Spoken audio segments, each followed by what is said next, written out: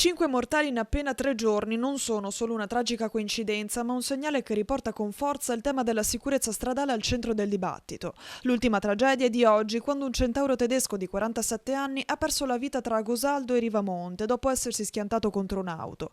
Nonostante l'intervento dei sanitari, per l'uomo non c'è stato nulla da fare. Con l'arrivo della bella stagione aumenta il traffico di moto e scooter e il rischio sulle strade cresce in modo evidente. Sarebbe opportuno che tutti gli utenti che utilizzano i mezzi a due ruote abbiano una capacità visiva, quindi si facciano vedere in maniera importante da chi poi utilizza l'auto, perché è importante, come si diceva prima, il riconoscimento reciproco, perché un motociclista l'auto la vede, un automobilista la moto la vede con certe condizioni. Un fenomeno che si inserisce in un trend già in crescita. Secondo i dati forniti da ACI Treviso, il parco moto è aumentato del 22% tra il 2016 e il 2025, con un incremento ancora più marcato pari al 67% tra il 2016 e il 2024. Più mezzi sulle strade significa anche più esposizione al rischio, dove distrazione e alta velocità possono fare la differenza in una manciata di secondi.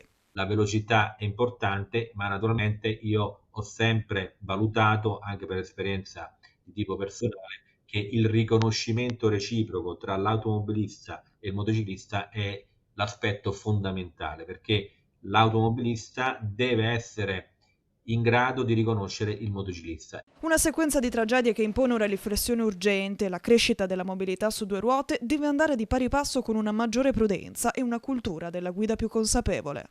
C'è ancora molto da lavorare, c'è ancora molto da fare.